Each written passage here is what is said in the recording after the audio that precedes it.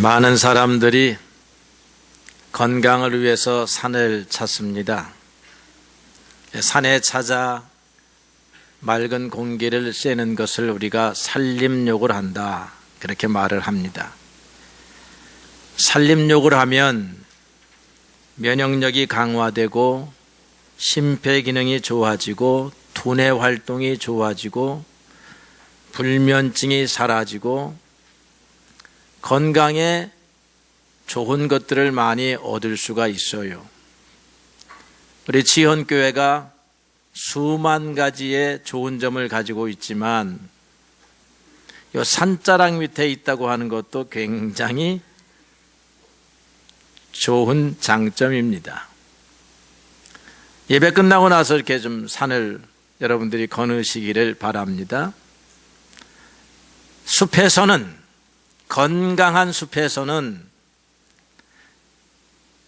우리 인간의 몸에 유리한 음이온이 나오고, 좋은 나무들 가운데서는 신비한 물질인 피톤치드가 나와서 여러분들이 숲 안에 들어가면 온갖 세균과 먼지로부터 이렇게 보호를 받는 거예요.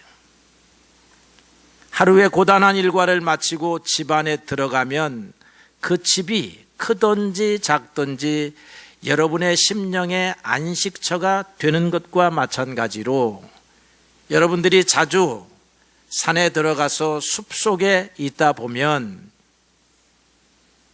깨끗한, 오염되지 아니한 숲이 막아주어서 우리의 인체에 유익한 그런 좋은 물질과 산소를 공급받게 되는 것이요. 옛날에는 나무하러, 쑥캐러 산에 갔다라고 하면 요즘에는 그런 사람 없지요. 다 건강을 위해서 가고 산에 가면 건강에 좋다고 하는 사실을 누구나 알지요. 그러나 우리가 산에 쉽게 갈 수가 있지 않아요. 그런데 대한민국은 70%가 산이라 집 앞에 다 산이 있습니다. 그래서 여러분들이 산을 좀 많이 활용하시기를 바랍니다. 그런데 이거보다 더 중요한 게 있어요. 그게 무엇이냐면 교회 오는 거야. 교회에 오는 것은 산에 가는 것보다 더 중요해. 산에 가면 인간의 몸을 치유케 하는 치유의 물질이 나오지만 교회에 오면 여러분의 영혼을 치유하는 하나님의 은혜, 하나님의 자비하심, 하나님의 사랑하심이 여기에 가득 차 있다 이 말이에요. 눈을 들어보세요. 호흡을 해서 보세요. 귀로 들어보세요. 하나님의 충만하신 사랑이 이 교회에 있습니다. 산에 가는 것은 산림욕이고 교회에 오는 것은 신앙 목욕이에요. 여러분들은 다 산에 가는 횟수보다 교회 오는 횟수가 많으니까 참 환영할 만한 일입니다. 걱정이라고 하는 세균, 염려라고 하는 세균, 두려움이라고 하는 오염된 물질에서 하나님이 여러분들을 날개품 안에 이렇게 쌓아 안으시기 때문에 그것이 여러분의 심장과 폐부를 꿰뚫지를 못하더라. 그런 악한 사탄으로부터 오는 화살들이 여러분을 꿰뚫지를 못해요. 하나님의 보호막이 막아주신다 이 말이죠. 그래서 하나님은 우리의 인생의 산성이시요 방패가 되는 줄로 그렇게 믿습니다. 오늘 하나님을 통하여 은혜를 받은 사람이 에스더라고 하는 여인입니다. 이 에스더는 그 당시 바벨론이 망하고 오늘날의 페르시아 바사 제국이 다스리는데 여전히 이방인이요 포로민입니다.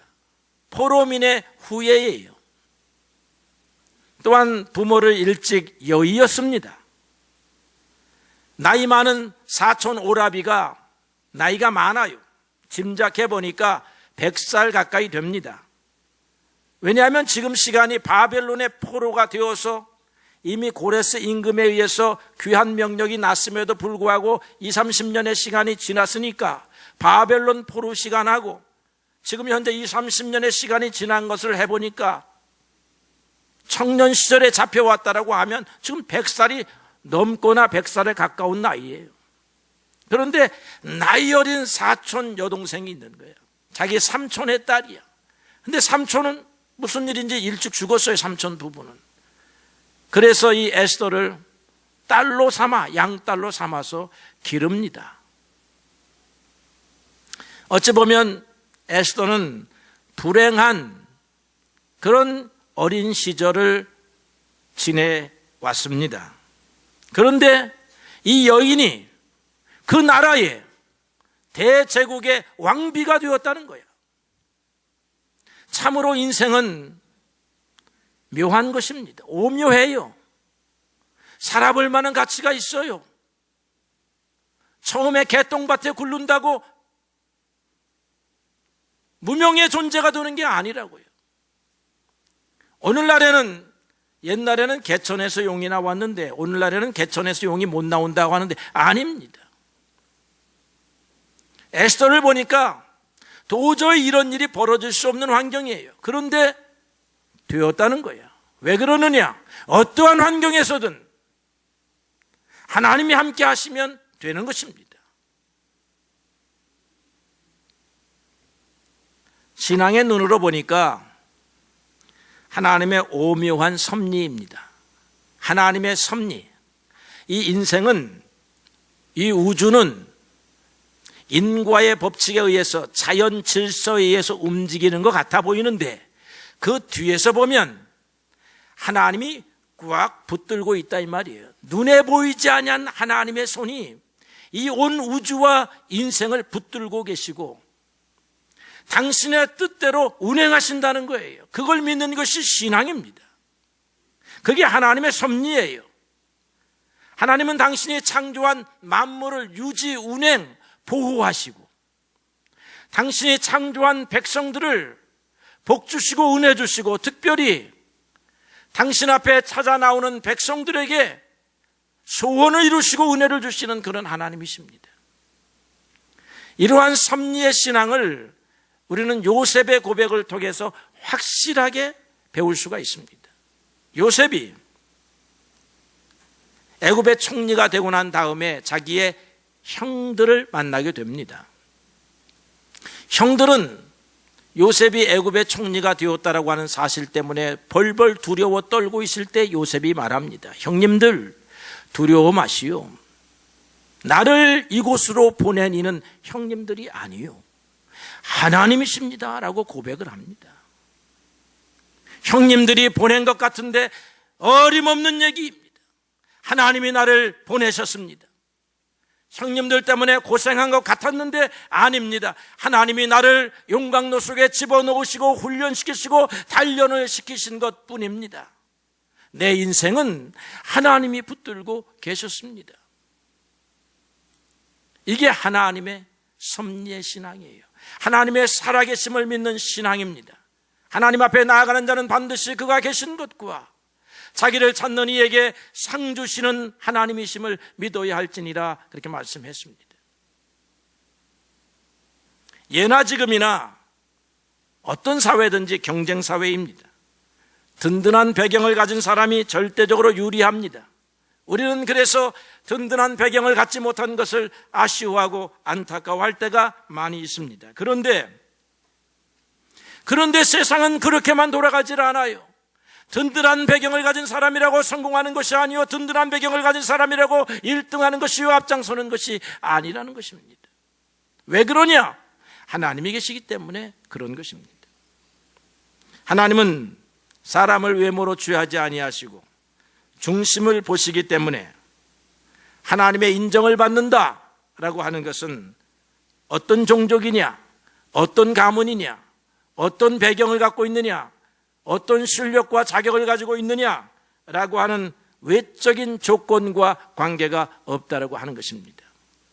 대한민국 사람도 세계를 지배할 수 있고 흑인도 미국의 대통령이 될 수 있는 것은 하나님의 역사라 하는 것입니다. 에스더는 불리한 외적 조건을 가진 소녀였지만 하나님의 사랑을 받았어요. 하나님의 사랑을 받는 방법을 성경이 우리에게 가르쳐 주는데 저는 여러분들에게 짧게 3가지만 소개합니다. 작은 일에 충성하면 하나님의 사랑을 받습니다. 예수님께서 달란트의 비유를 통하여 우리에게 가르쳐 줍니다. 나중에 그들을 보면서 이렇게 칭찬을 하세요. 착하고 충성된 종아, 내가 적은 일에 충성하였으니 잘하였도다. 내가 많은 것으로 너에게 맡길 것이다. 작은 일을 잘하였구나. 작은 일에 원망하지 아니하고 잘하였구나. 너의 현재 처해져 있는 상황과 형편을 원망하지 아니하고 거기서 열심을 다하였구나. 가능성이 있다 이 말이죠. 하나님 앞에서는. 세상의 주권자 앞에서는 가능성이 없어요. 세상의 주권자는 강남에 사는 사람을 찾지 이 방화동에 사는 사람을 찾지 않을지 몰라요. 그런데 우리는 강남이든 강서든 시골이든 중앙이든 도시든 상관없이 사람을 바라보시는, 중심을 바라보시는 하나님 때문에 시골에 있으면 시골에서 충성하는 거예요. 도시에 있으면 도시에서 충성하는 것입니다. 보잘것없는 직업을 가졌으면 거기에서 충성하는 거예요. 하나님의 눈을 든다고 하는 것은 충성하느냐 충성하지 않느냐 이 문제이지 일이 크냐 적으냐의 문제가 아니라는 거죠. 에스더는 포로민이요, 이방인이요, 소망 없는 여인이요, 아무것도 할 수 없는 부엌대기였지만 자기에게 주어진 일 잘했어요. 모르드게라고 하는 양아버지, 양어머니가 조금 성질이 못돼가지고 가서 풀 뜯어오너라, 쑥 해갖고 오너라, 나무가 해갖고 오너라 그랬으면 했다는 거예요. 했다는 거. 내 형편과 처지에 맞게 했다는 거예요. 밥은 네 먹을 밥이 부족하구나, 뒤늦게 먹어라. 우리는 쌀밥을 먹지만 너는 보리밥을 먹어라 했다는 거예요. 그런데 어떤 자세로 했습니까? 인상 쓰고 하지 아니하고, 불평하고 하지 아니하고, 삶을 포기하고 하지 아니하고 하나님을 바라보고 했다는 거지요. 하나님의 사랑은 그런 사람에게 주어지는 것이고 그런 사람은 하나님으로 인하여 길이 열려지는 줄로 믿습니다.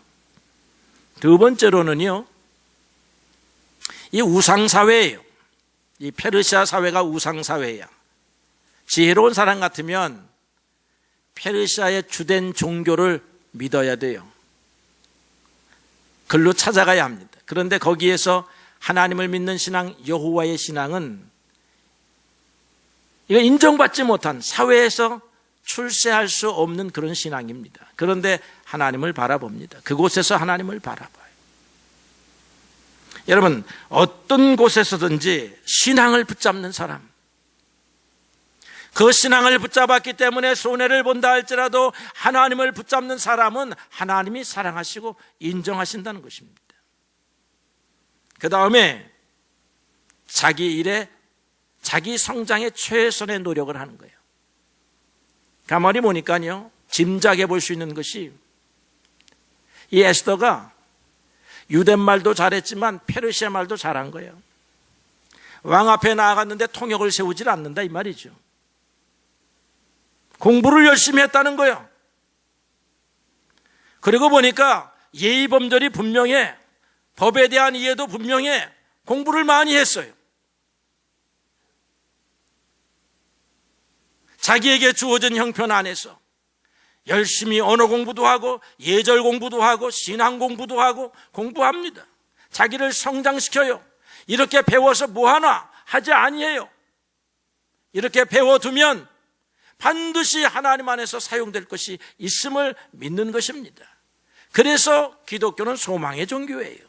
사람은 나에게 소망이 없다라고 말하지만 나는 하나님을 바라보고 소망의 눈을 듭니다. 이게 에스더의 삶이었다라고 그렇게 믿습니다. 하나님의 사랑을 받는 데에는 차별이 없다라고 성경이 가르치고 있어요. 우리도 우리의 삶의 환경과 조건에 실망하지 말고 에스더처럼 믿음으로 하나님의 사랑을 획득하는 사람이 되어야 되겠습니다. 하나님은 당신의 창조한 모든 백성을 일반적으로 사랑하시지만 하나님을 믿고 충성한 사람에게는 특별하게 사랑하셔서 에스더와 같이 사랑하셔서 그의 앞길을 시온의 대로로 열어주시고 그의 앞길을 가로막는 모든 세력을 막아주시고 열린 문을 허락해 주시는 하나님이십니다. 이런 에스더가 하나님의 사랑을 받고 난 다음에 인생의 갈림길에 섭니다. 인생은 언제나 푸른 들판과 밝은 햇빛만이 비추는 것이 아닌 것을 여러분들이 잘 아시잖아요. 폭풍과 비바람이 있습니다. 그것이 인생입니다. 울 때가 있으면 웃을 때가 있고 웃다가도 울어야 할 일이 생기는 것이 인생입니다. 슬퍼하다가 참고 기다리면 춤출 때가 있습니다. 그러나 춤을 추고 살다가 넘어지고 미끄러질 때가 있다라고 하는 것이 인생이에요.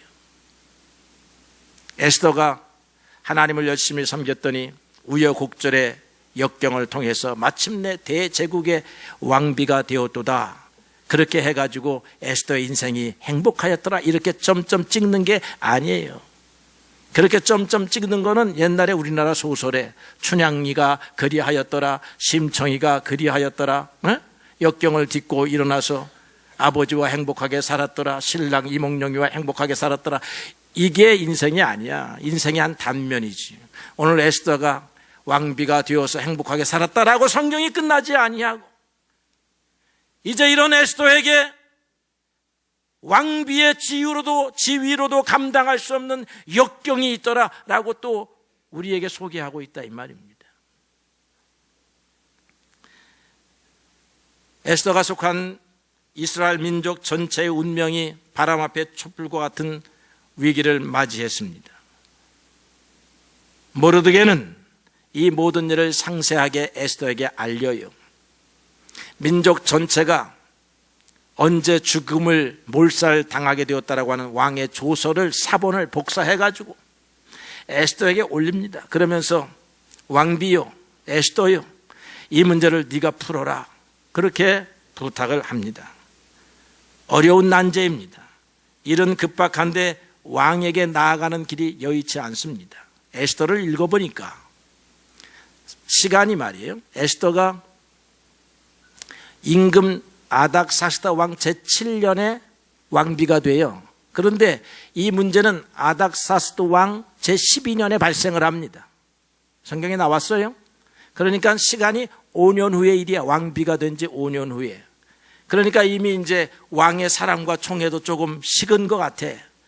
그저 그냥 왕비가 되고 난 다음에 한 6개월 안에 이런 일이 발생을 했으면 매일 밤 사랑스러워서 찾아와서 밤에 왕에게 말만 하면 문제가 해결될 것 같은데 이미 시간이 5년쯤 지나서 왕이 찾아오지를 않는 거야. 사랑이 식었는지 직무가 바쁜지 이게 오지를 않아요. 한 달 동안 오지를 않았대요. 그래서 왕을 기다려서 말할 수 있는 기회가 언제일지를 모르는 거야. 그렇다라고 하고 왕이 부르지도 않았는데 가면 국법이 딱 가로막아. 이미 전례가 전임 왕비가 폐위가 되는 것을 눈으로 보았어요. 잘못하면 민족을 구원하는 것은 그냥 자기의 운명도 어찌 될지 모르는 그런 갈림길에 딱 섰다라고 하는 거예요. 어디로 가느냐에 따라서 사는 길이 있고 어디로 가느냐에 따라서 죽는 길이 있는 것이 인생입니다. 이 갈림길에서 우리는 어디로 선택해야 하는가? 이때 우리는 하나님을 바라보아야 한다 이 말이에요. 이스라엘 백성이 홍해 앞에 딱 섰습니다. 앞으로 나아가자니 앞으로 나아가도 죽고 뒤로 나아가자니 애국 군사 때문에 죽을 것 같습니다. 어디로 가야 될지 몰라요. 인생의 지혜는 가리킵니다. 물속에 가면 당장 빠져 죽지만 애국 군사한테 가서 무릎을 꿇고 싹싹 빌면 그래도 목숨은 연명할지 모르니까 애국으로 돌아가자라고 한 것이 그들의 대다수의 생각이었습니다. 그때에 하나님을 믿고 홍해로 가야 되는 것인데 홍해는 죽음의 강이에요. 죽음의 바다입니다. 그런데 그곳을 향하여 뛰어듭니다. 그럴 때 홍해가 갈라졌다는 거예요. 하나님을 믿고 인생의 몸을 던질 때가 있습니다. 하나님을 믿으면 죽을 것 같고 뒤로 돌아서면 목숨은 연명할 것과 같은 그런 순간에 우리는 죽음을 각오하고 하나님 앞으로 가야 할 그런 때가 있어요. 왕비의 권세를 가지고도 풀 수 없는 문제가 있어요. 그러니 여러분들이 인생을 살면서 풀 수 없는 문제가 얼마나 많겠습니까? 우리의 삶과 죽음을 쥐고 계시는 분은 하나님이시라고 하는 것을 믿어야 할 것입니다. 예수님께서 우리에게 좁은 문으로 들어가라, 멸망으로 인도하는 문은 크고 넓어서 많은 사람들이 그 길을 찾아서 가지만 멸망에 이르게 되고, 생명에 이르는 문은 좁고 협착하고 굴곡지고 울퉁불퉁 해가지고 찾는 사람이 많지 않지만 그러나 그곳에 생명의 문이 있다라고 가르쳐 줍니다. 우리가 하나님을 믿는 것이 바로 이와 같다 이 말이죠. 죽음을 당하였을 때 하나님을 믿어라 이 말이죠. 모든 사람들이 하나님을 믿는 것이 어리석다 할 때 하나님을 믿어라 이 말입니다. 에스더는 왕후의 지위를 어떻게 해야 될 것인가, 이것을 보존하기 위해서 가만히 있어야 하는가, 아니면 이것을 버려서라도 민족을 구원해야 하는가 하는 생각을 가지고 하나님 앞에 기도합니다. 그리고 난 다음에 그가 왕 앞으로 죽음을 무릅쓰고 걸어가지요. 여기에서 왕후의 지위가 무엇인가 생각해 볼 필요가 있습니다. 왕후의 지위라고 하는 것은 하나님의 선물이요 은혜입니다. 하나님의 축복입니다. 그것을 가지고 여러분 행복을 누리라고 하나님이 주셨습니다. 그런데 거기서 끝이 아닙니다. 왕후의 지위라고 하는 것은 하나님을 위하여 사용되어야 할 도구요 수단입니다. 세상 사람들은 권세를 가졌다, 재물을 가졌다라고 하면 하나님 감사합니다 하고서는 그것을 즐기기에 바쁩니다. 물론 즐겨야 합니다. 그러나 하나님은 거기에서 재물이, 거기에서 권세가 끝이 아니라고 가르쳐주고 있는 거예요. 왕후의 지위는 지키라고만 주어진 것이 아니라 하나님의 영광을 위하여 사용되어야 한다라고 하는 것입니다. 세상 사람들은 얻는 것이 최종의 목표라고 하면 믿음의 사람들은 얻는 것이 인생의 목표가 아니라 어떻게 쓰느냐가 인생의 목표다 이 말입니다. 여러분들이 가지고 있는 건강, 여러분들이 가지고 있는 지혜, 여러분들이 소망하고 있는 학위, 여러분들이 소망하고 있는 부자, 재물, 권세가 얻는 데만 하나님이 기뻐하지 않는다 이 말이죠. 물론 하나님이 주셔야 얻지요. 여러분 그래서 두 손 들고 기도하십시오. 하나님, 내 소원 이렇습니다. 내 소원은 요셉과 같이 애굽의 총리가 되는 것이고, 내 소원은 다니엘과 같이 바벨론의 총리가 되는 것이고, 내 소원은 에스더와 같이 페르시아 제국의 왕비가 되는 것입니다. 여러분 그것도 하나님이 도와주셔야 된다 이 말이죠. 그럼 하나님이 질문하십니다. 내가 주면 너는 무엇을 하려고 하느냐 이 말이죠. 나는 그것을 하나님의 은혜로 여기고 감사하고 즐기며 살겠습니다. 아니라는 거예요. 그것을 하나님을 위하여 사용합니다. 내 재능을 하나님을 위하여 사용하겠습니다. 내 재물을 하나님을 위하여 사용합니다. 내 권세를 하나님을 위하여 사용합니다. 내 건강을 하나님을 위하여 사용합니다. 내 생명을 하나님을 위하여 사용합니다. 하나님이 주신 것 하나님을 위하여 사용합니다. 하나님이 우리의 생명 주셨는데 이 생명이 하나님을 위하여 사용하다가 죽게 된다 할지라도 그것은 하나님, 내가 사용해야 할 도구이니까 사용하다 버릴 수 있는 거다 이 말이에요.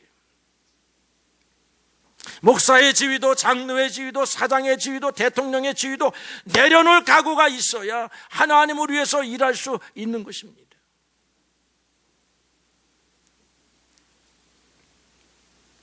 신앙인의 최종 목적은 하나님을 위하여 사용한다입니다. 시편 29편 1절에 오늘 우리가 교동문에서 읽었습니다. 너희 권능 있는 자들아, 영광과 능력을 여호와께 돌리고 돌릴지어다. 너희 권세 있는 자들아, 영광을 하나님께 돌려라, 그렇게 말하고 있거든요. 두 가지 의미가 있다고 믿습니다. 첫째로는 그거 하나님이 주신 것이다.